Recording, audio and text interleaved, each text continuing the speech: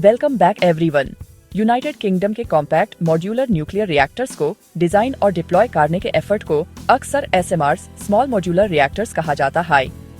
इन systems को Rolls Royce और कई गवर्नमेंट पार्टनर्स लीड कर रहे हैं। फोकस इस बात पर है कि वे कैसे ओएफएम करते हैं, वे कन्वेंशनल रिएक्टर्स से कैसे अलग हैं और आने वाले सालों में उनकी रियलिस्टिक पोटेंशियल क्या है। प्लीज अभी सब्सक्राइब करें।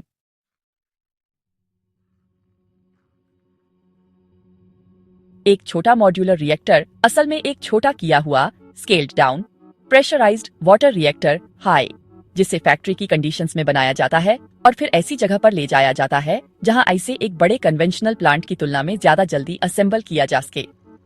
रोल्स रॉयस एसएमआर एलटीडी, जिसमें Rolls Royce group, BNF resources और एक्सेलॉन जनरेशन शामिल हैं, इस डिजाइन पर ओएफएम कर रहा है। उनकी योजना है कि प्रमुख रिएक्टर कंपोनेंट्स को कंट्रोल्ड एनवायरनमेंट में मॉड्यूल्स के रूप में मैन्युफैक्चर किया जाए। फिर इन मॉड्यूल्स को इंस्टॉलेशन साइट पर भेजा जाता है जहां उन्हें एक साथ जोड़ा जाता है। यह तरीका ऑन साइट कंस्ट्रक्शन की कॉम्प्लेक्सिटी को कम करता है, कॉस्ट ओवररन्स को घटाता है और प्रोजेक्ट के टाइमलाइंस को छोटा करता है।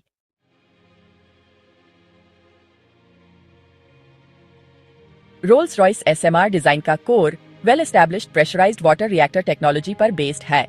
इस सिस्टम में यूरेनियम डाइऑक्साइड फ्यूल को रिएक्टर कोर के अंदर रॉड्स में अरेंज किया जाता है। न्यूट्रॉन्स यूरेनियम एटम्स से टकराते हैं, जिससे फिशन होता है और हीट निकलती है। ये हीट कोर से सर्कुलेट हो रहे प्रेशराइज्ड वाटर में ट्रांसफर होती है। क्योंकि पानी हाई प्रेशर में होता है, ये 300 डिग्री सेल्सियस से ज्यादा टेम्परेचर्स पर भी बॉयल नहीं होता। गर्म पानी फिर एक स्टीम जनरेटर से गुजरता है, जहां ये एक सेकेंडरी वाटर सर्किट को एनर्जी ट्रांसफर करता है। सेकेंडरी लूप में पानी स्टीम में बदल जाता है, जो इलेक्ट्रिकल जनरेटर से जुड़े टरबाइन को चलाता है।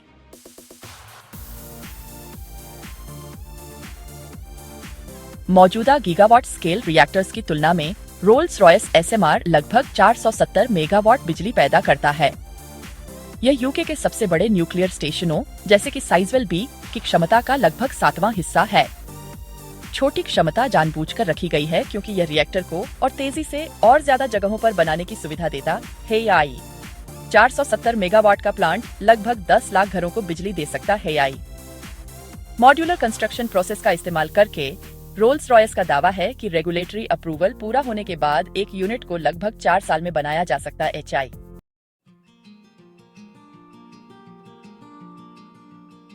मॉड्यूलर रिएक्टर्स का एक बहुत इंपॉर्टेंट एस्पेक्ट है कंटेनमेंट स्ट्रक्चर। रोल्स रॉयस ने अपनी एसएमआर को कॉम्पैक्ट स्टील प्रेशर वेसल के साथ डिजाइन किया है, जिसे फैक्ट्रीज में बनाया जा सकता है और रोड के जरिए ट्रांसपोर्ट किया जा सकता है। ये बड़े रिएक्टर्स से अलग है, जहां कंक्रीट कंटेनमेंट स्ट्रक्चर्स को साइट पर ही बनाना पड़ता है। छोटा साइज ज्यादा कंसिस्टेंट क्वालिटी कंट्रोल की परमिशन देता है। इसके अलावा डिजाइन में पैसिव सेफ्टी फीचर्स भी शामिल हैं। फॉर एग्जाम्पल, शटडाउन होने पर ग्रेविटी ड्रिवन कूलिंग सिस्टम्स ये एंश्योर करते हैं कि बिना पंप्स या एक्सटर्नल पावर के पानी क्योर के चारों ओर सर्कुलेट होता रहे।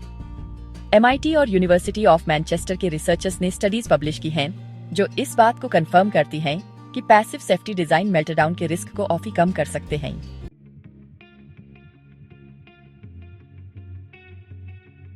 रोल्स रॉयस मौजूदा न्यूक्लियर फ्यूल सप्लाई चेन के इस्तेमाल पर जोर देती है। एसएमआर को कम एनरिच्ड यूरेनियम का उपयोग करने के लिए डिजाइन किया गया है, जिसे आमतौर पर 5% से कम यूरेनियम 235 तक एनरिच किया जाता है। यह वही स्तर है जो दुनिया भर के अधिकांश लाइट वाटर रिएक्टरों में उपयोग किया जाता है। स्थापित फ्यूल स्टैंडर्ड्स पर निर्भर रहकर कंपनी को स्पेशलाइज्ड एनरिचमेंट फैसिलिटीज की आवश्यकता से बचा जाता है। यूके न्यूक्लियर डिलोविशनिंग अथॉरिटी की 2123 की रिपोर्ट के अनुसार मौजूदा फ्यूल इंफ्रास्ट्रक्चर के साथ कंपैटिबिलिटी लागत और रेगुलेटरी बाधाओं दोनों को कम करती है। यह भी सुनिश्चित करता है कि खर्च किए गए फ्यूल का मैनेजमेंट मौजूदा न्यूक्लियर स्टेशनों में पहले से मौजूद प्रमाणित प्रक्रियाओं का पालन कर सके।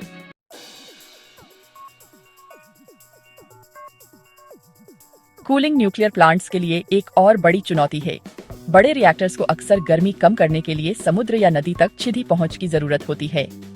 इसके उलट रोल्स रॉयस एसएमआर को एयर कूल्ड कंडेंसर के ऑप्शन के साथ डिजाइन किया गया है। इसका मतलब है कि प्लांट को अंदरूनी इलाकों में बनाया जा सकता है, बिना कोस्टल साइट्स पर डिपेंड किए। एयर कूलिंग कम एफिशिएंट होती है लेकिन यह संभावित लोकेशंस की संख्या बढ़ा देती है। साइंस एडवांसेस पेपर ने 2022 में इसी तरह के एयर कूल्ड डिजाइन्स का एनालिसिस किया और पाया कि वे हीट वेव कंडीशंस में भी भरोसेमंद आउटपुट बनाए रखते हैं। हालांकि एफिशिएंसी में 5 से 8% तक का लॉस हो सकता है। रोल्स रॉयस के इंजीनियर्स बेहतर कंडेंसर सरफेस एरिया के साथ इन लॉसेस को कम करने पर OFM कर रहे हैं।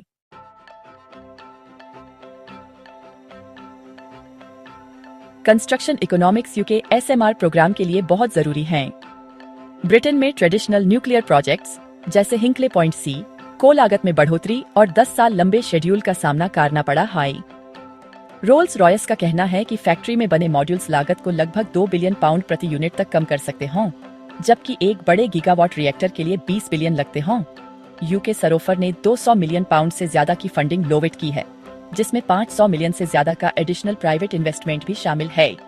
यूरोपियन लोइशन ने पॉलिसी पेपर्स में यह भी कहा है कि मॉड्यूलर रिएक्टर्स फाइनेंशियल रिस्क को कम कर सकते हैं, जिससे नए न्यूक्लियर कंस्ट्रक्शन में देरी हुई है।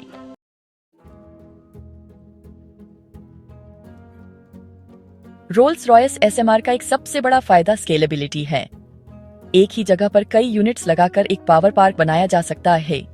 उदाहरण के लिए, एक जगह पर 4 SMRs मिलकर एक बड़े रिएक्टर जितनी बिजली पैदा कर सकते हैं, लेकिन उन्हें अलग अलग समय पर बनाने की फ्लेक्सिबिलिटी मिलती है।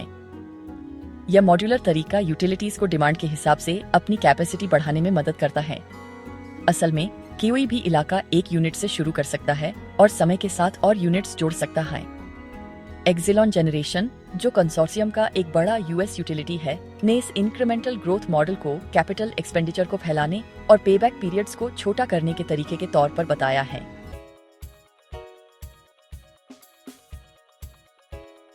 सेफ्टी ओवरसाइट एक इम्पोर्टेंट एलिमेंट है। UK office for nuclear regulation ने रोल्स रॉयस SMR के लिए एक जेनेरिक डिजाइन असेसमेंट 2022 में शुरू किया था। यह कई सालों तक चलने वाला प्रोसेस डिजाइन, सेफ्टी, सिक्योरिटी और एनवायरनमेंट प्रोटेक्शन को रिव्यू करता है। असेसमेंट के 2026 के आसपास खत्म होने की उम्मीद है, जिसके बाद साइट स्पेसिफिक लाइसेंसिंग शुरू हो सकती है। इस प्रोसेस के दौरान इंपीरियल कॉलेज लंदन और यूनिवर्सिटी ऑफ शेफील्ड जैसी यूनिवर्सिटीज के independent experts technical evaluation provide करते हैं। ट्रांसपेरेंसी बहुत जरूरी है, क्योंकि न्यूक्लियर प्रोजेक्ट्स की पब्लिक एक्सेप्टेंस बहुत हद तक सेफ्टी कॉन्फिडेंस पर डिपेंड करती है।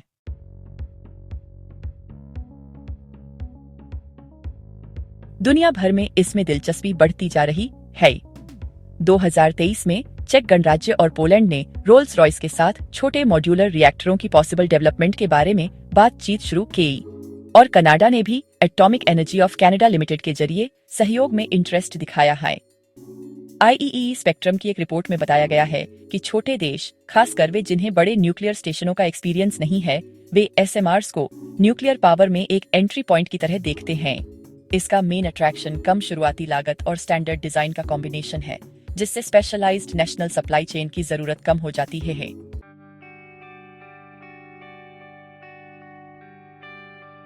रोल्स रॉयस SMR को पुराने न्यूक्लियर डिजाइन से कंपेयर करने पर IS की यूनिक क्वालिटीज सामने आती हैं, जैसे फ्रांस के प्रेशराइज्ड वाटर फ्लीट जैसे कन्वेंशनल रिएक्टर्स को बहुत बड़े ऑन साइट सिविल वर्क की जरूरत होती है, जहां रिएक्टर बिल्डिंग्स 50 मीटर से भी ज्यादा ऊंची होती हैं। इसके विपरीत Rolls Royce SMR 2 football field के साइज की स्ट्रक्चर में फिट हो जाता है। पुराने रिएक्टर्स अक्सर एक्टिव सेफ्टी सिस्टम पर डिपेंड करते हैं, जिनके लिए पंप और डीजल जनरेटर की जरूरत होती है। SMR के पैसिव सिस्टम, हालांकि, इमरजेंसी के दौरान ह्यूमन इंटरवेंशन पर डिपेंडेंसी कम करते हैं। इसके अलावा मॉड्यूलर कंस्ट्रक्शन क्वालिटी एश्योरेंस का ज्यादातर OFM फैक्ट्री कंडीशंस में करता है, पुराने प्रोजेक्ट्स के उलट, जहां ऑन साइट लेबर में वेरिएबिलिटी के ऑफर महंगे डीले होते द।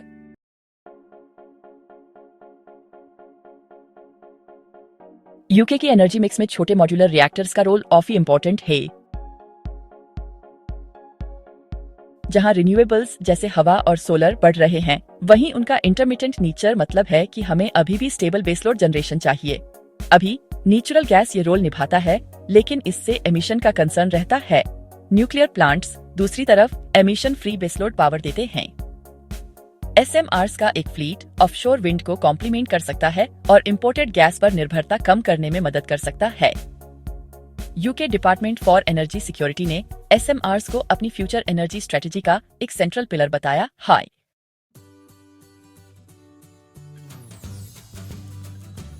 चैलेंजेस तो अभी भी हैं। पहला है फाइनेंसिंग। कम खर्चा होने के बावजूद हर यूनिट के लिए 2 बिलियन पाउंड का कैपिटल तो चाहिए ही होगा।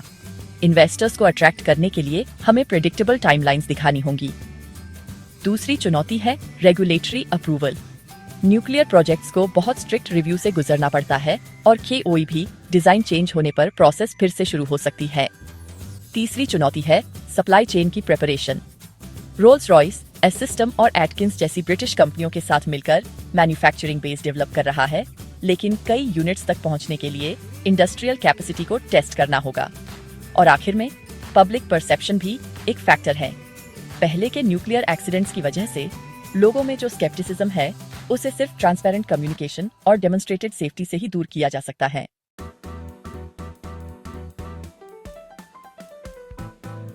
रिसर्च ग्रुप्स एसएमआर्स की टेक्निकल डिटेल्स को एग्जामिन कर रहे हैं, जो परफॉर्मेंस को और बढ़ा सकते हैं।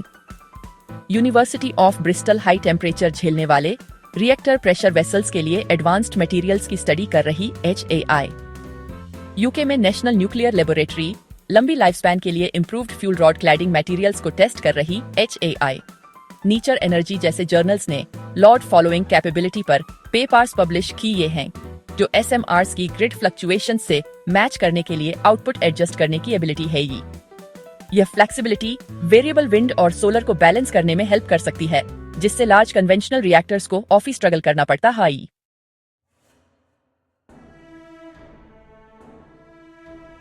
एक और चीज जिसकी जांच की जा रही है वह है एसएमआर्स को डिस्ट्रिक्ट हीटिंग और औद्योगिक एप्लीकेशंस के साथ जोड़ना।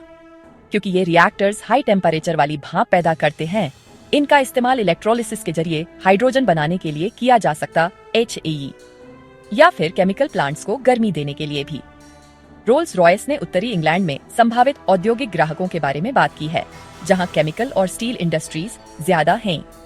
औद्योगिक प्रक्रियाओं के लिए सीधे न्यूक्लियर हीट का उपयोग करने से बिजली की डिमांड कम होती है और ओवरऑल एनर्जी एफिशिएंसी बढ़ती है। बिजली की बिक्री के अलावा यह साइड एप्लीकेशन एक इम्पोर्टेंट रेवेन्यू सोर्स बन सकता है।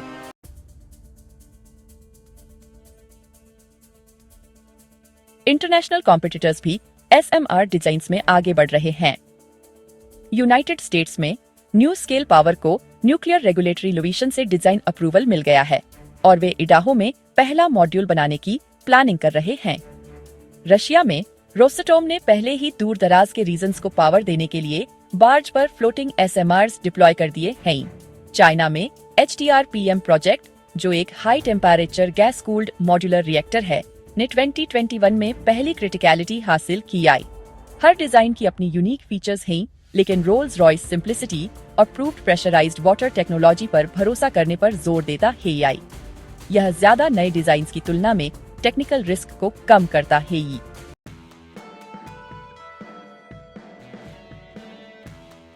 2026 तक रोल्स रॉयस को डिजाइन अप्रूवल प्रोसेस पूरा होने की उम्मीद है और मैन्युफैक्चरिंग फैसिलिटीज तैयार करना शुरू करना है। कंपनी ने प्रोडक्शन लाइंस के लिए नॉर्दर्न इंग्लैंड में साइट्स की पहचान की है, जो हर साल कई रिएक्टर मॉड्यूल बनाने में सक्षम हैं।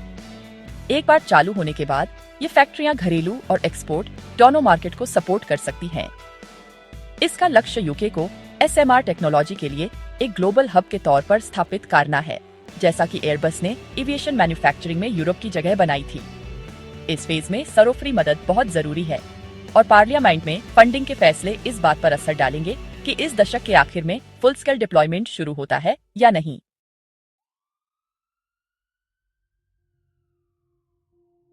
एक और अहम बात है वेस्ट मैनेजमेंट की आय।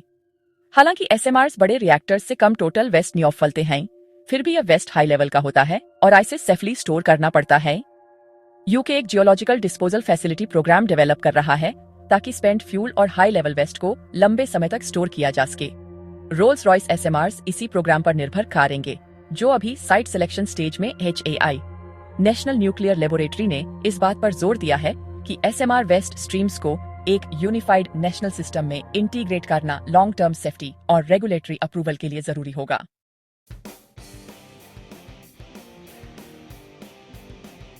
एक और फ्यूचर एप्लीकेशन में SMRs को रिन्यूएबल माइक्रोग्रिड्स के साथ जोड़ना शामिल HAI। अपने छोटे साइज और मॉड्यूलर आउटपुट के ऑफरेंड SMRs स्कॉटलैंड के हाईलैंड्स या रिमोट आइलैंड्स जैसे रीजन्स में आइसोलेटेड रिन्यूएबल हैवी सिस्टम्स को स्टेबिलिटी दे सकते हैं।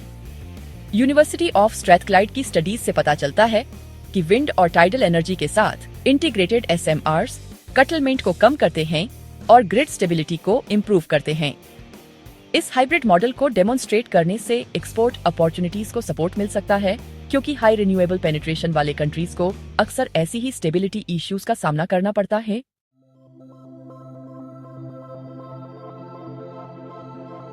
आगे देखें तो SMRs और भी एडवांस्ड रिएक्टर्स में बदल सकते हैं, जिनकी एफिशिएंसी ज्यादा होगी।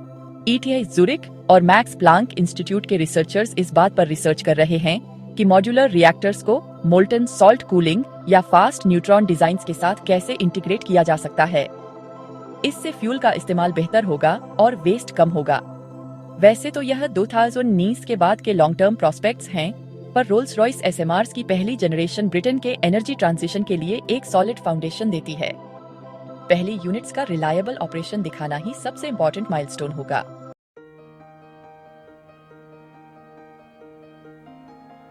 तो संक्षेप में रोल्स रॉयस SMR यह दिखाता है कि न्यूक्लियर पावर को कैसे बनाया और डिप्लॉय किया जा सकता है। इसमें वही पुरानी प्रेशराइज्ड वाटर टेक्नोलॉजी इस्तेमाल होती है, लेकिन मॉड्यूलर कंस्ट्रक्शन मेथड्स का इस्तेमाल करके लागत और टाइम को कम किया जाता है। पैसिव सेफ्टी सिस्टम से रेजिलियंस बढ़ती है, जबकि स्केलेबिलिटी से धीरे धीरे ग्रोथ आती है। यूके इस टेक्नोलॉजी में खुद को लीडर के तौर पर दिखा रहा है और इंटरनेशनल इंटरेस्ट पहले से ही दिख रहा है। अगर फाइनेंसिंग, रेगुलेशन और सप्लाई चेन्स की चुनौतियों को पार कर लिया जाए तो SMR 21वीं सदी के मध्य तक भरोसेमंद लो कार्बन पावर दे सकता है। देखने के लिए आपका बहुत बहुत धन्यवाद। कृपया लाइक और सब्सक्राइब करें।